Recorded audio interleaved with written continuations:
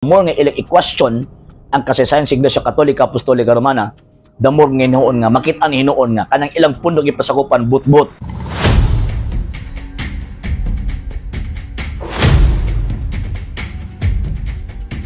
Maayong adlaw kaninyong tanan. Adina sa kini ini ang inyong atuang programa sa TV Apollo.Argumento gipanguluhan ug gipangunahan sa Catholic Apologist International Sir Argeseno. Uban ko ninyo sa kadili lang nga panahon aron na panagisgot gamay lang nga butang mahitungod sa atong pagtuong Katolika. Unya shout out di ay una sa mga igsoon natong mga Katoliko nga pananigataban nagasuporta sa programa.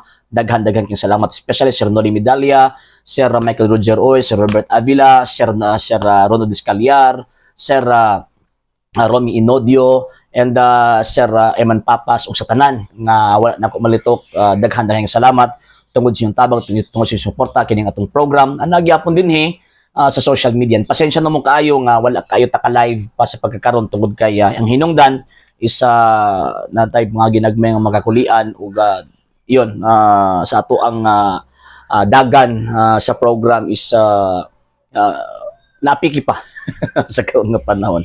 Okay, so karon mga higalag mga igsuon na ako'y tagaan ug gamay nga reaksyon tungod kay samtang nagbasa ko sa ato ang sa mga comments sa mga amigo nato nga mga dili Katoliko concerning ining history ug ang Biblia. Actually always ginaalibay sa atong mga higala nga mga dili Katoliko nga dili daw kuno kinahanglan mo gamit og history kay enough na daw kuno nang gitawag og Biblia. Actually, in terms of faith, ang Biblia dili na siya enough sa ato ang gitawag og pagtuo. Nga naman, tungod kay number one, wala na gitudlo sa atong Ginoong Jesucristo. Never nagtudlo nga atong Ginoong Jesucristo nga Biblia lang atong tuuhan. O never po nagtudlo nga atong Ginoong Jesucristo nga kung dili mabasa, dili tinuod. So, buti pasabot, na ay pagtulunan na gitudlo ang mga apostol o mo na gisunod o gidawat sa simbahang Katoliko nga subay sa pagtuo gitudlo ni Kristo ug sa mga apostol. Unsa man na siya? Kasulatan o tradisyon sa pagtuo. Mo nang ang simbahang Katolika, Santa Iglesia Katolika Apostolika Romana, dili kita mag-stick lang sa tawag ining nasulat lang. Kung dili dito ta mag-stick sa gitawag og pulong sa Dios nga nasulat ug wala masulat nga mao nang Biblia ug santa tradisyon. Karon, para pag deny nila sa paggamit nato og mga kasaysayan, mga sir ug mga ma'am, sila nga sinalat raman na og tawag ining nga tao. Mano ilang mga alibays, di ba? Di sila mo tuo kay sinulat ang loko na og tao. Nya upo siya nagkabantay nga ang Biblia pod wala biya na nagparasyote ng langit pa dong kalibutan. Gisulat pod biya na og tao. Ang kalainan lang sa balaang kasulatan kay inspired by the Holy Ghost, inspired by God. Unsa may purpose nganong naa ang inspirasyon nila? Ang pinaka-purpose is ang pagpadayag sa kamatuuran. Yan naman kay St. John chapter 14 verse 6, mga sir ug mga ma'am, si Kristo ang dalan, ang kamatuuran ug ang kinabuhi.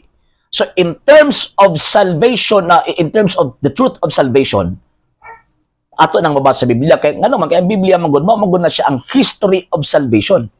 Pero same sa uban pong mga libro, tungod kay tao raman ang nagsulat, na ay gitawag og limitation, especially sa mga tawag ining details katong kompleto nga detalye concerning sa mga nang hitabo kaniadto. Daghan man kay mga nag-question about sa tawag ini nga credibility o kining pagkamatuod sa tawag ining balaang kasulatan. Sa Muslim, di ba? I-question man nila. Mo sila si Kristo wa namatay tungod kay according sa balaang kasulatan.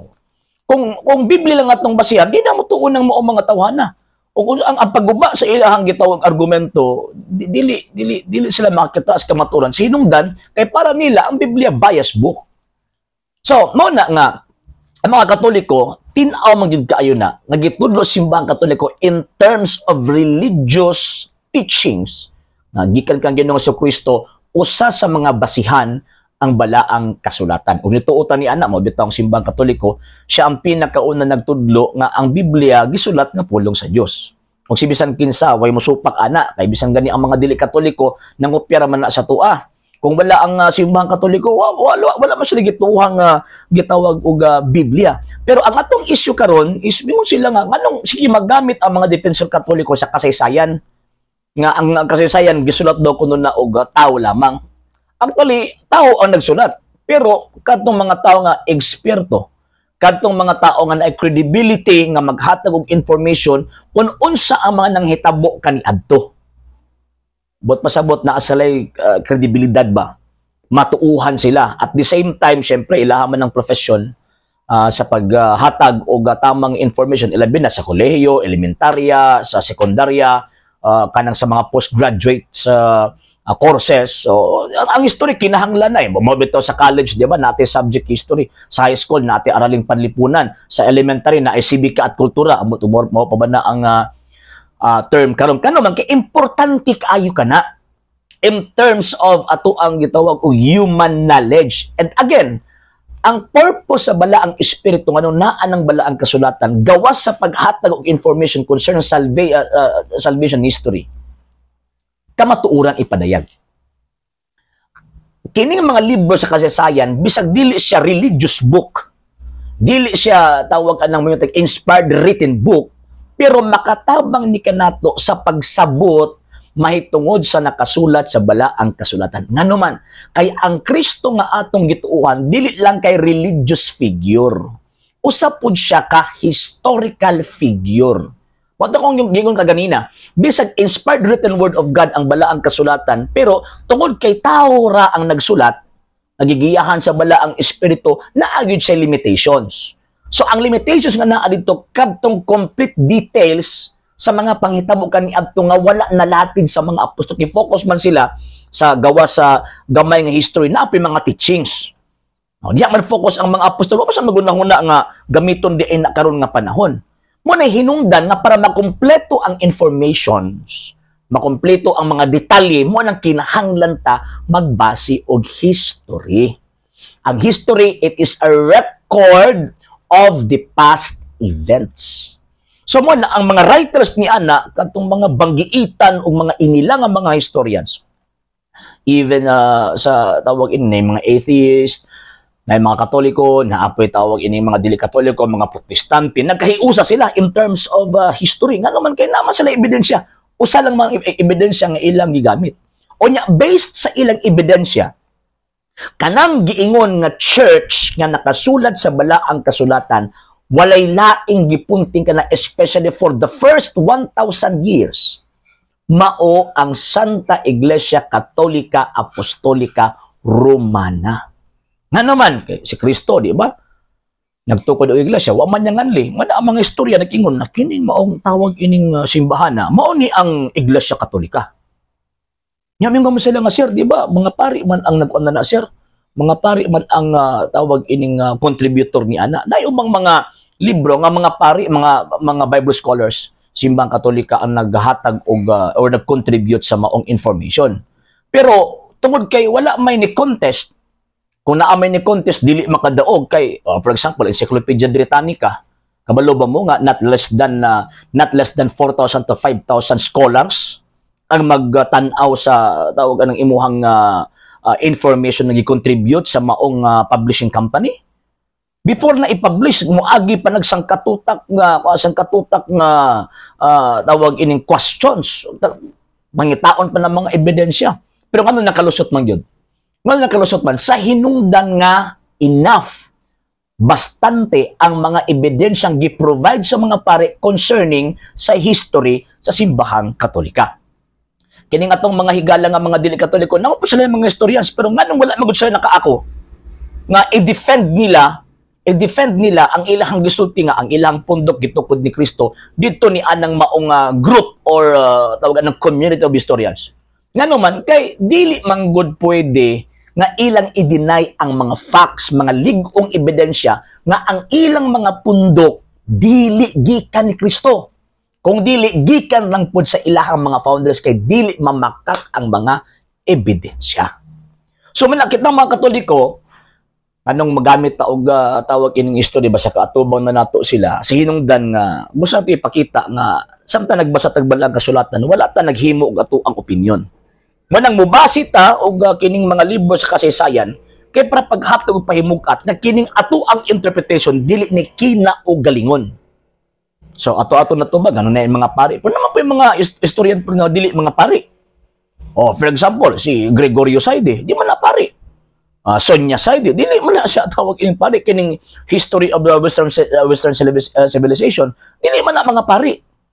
Pero nganong dito naman ko sila mo target na sa mga pari ang nagsulti. Nga di man sila mo target dito sa mga historian nga mga dili nga mga pari nga naghatag og pahimugat na kining simbahang Katolika gitukod ni Kristo. Ngano man sa hinungdan nga mo nag-ingon lagi nga sige nagsupak why ebidensya. Sige ra og ngak-ngak nga di mo tuwa na pero why ebidensyang gilatag. Kung questionon ninyo ang pagkamatuod sa tawag ining mga informations nga nasulat particular sa mga encyclopedias, mga historical books, anong dili mo contest sa publishing company? Pag-provide mong ebidensya, pag-provide mong mga informations with facts. Kaya para ma-contest ninyo ang information na ang simbahang Katoliko dili yan ni Kristo. Dawaton man na sa publishing company, provided na kanang inyong gi-provide again facts. Dili opinion o dili chismis. Pero timan ninyo, gikan sa pagsulpot sa mga Protestante from 16th century hangtod karon. Wala pa yun naka-question ana. Ngano man kay the more nga ilang i-question ang kasaysayan sa Iglesia Katolika Apostolika Romana, the more nga hinuon nga makita ni hinuon nga kanang ilang pundok ipasakupan but-but. Ngano man kay ang mo counter pud ana nga mga historians maghatag og ebidensya nga kanang pundok kay mga ipasakupan dili na iyan ni Kristo og wa na magsukad, wala na o di na makonect kang Ginoong Jesucristo kundi gikan na sa inyohang mga fathers nga naparehistro from 16th century until sa 20th century. Mananditang mutuan ng mga alibay-alibay nila mga sir ug mga ma'am. Kay kung mutuotan ni ana again, may impierno gyud natong kalan. Okay? Sa hindi pa po nakapag-follow sa mga pages po natin, i-follow nyo po yung mga pages po natin. RJ Horolanciano II TV Apolia Punto Argumento page, Kuya Apologist TV page, and RJ's Vlog 2022.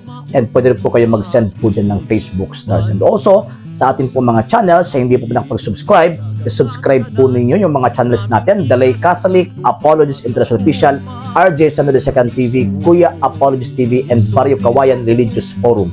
And pwede rin po kayo mag-send po dyan ng super sticker, super chats, and super thanks. And maraming salamat po sa mga kapatid mga Katoliko na always pong tumutulong sa programa po natin. Maraming salamat po. Nang dahil po sa tulong at suporta po ninyo, ang programa pong ito, until now, andito pa rin po sa social media. And until din po, nangangailangan pa rin po tayo sa tulong at suporta po ninyo dahil wala po kami magagawa rito mga sir, mga ma'am, kung wala po yung tulong at suporta po ninyo. Sa gusto pong tumulong, sa gusto pong sumuporta, pwede po ninyong ipadala ang tulong at suporta po ninyo sa pamamagitan po ng ating mga account numbers dyan po sa ating pong screen. And pwede nyo po kaming i-message sa ating pong page kung via remittance po yung ipadala po ninyo. Maraming salamat po in advance.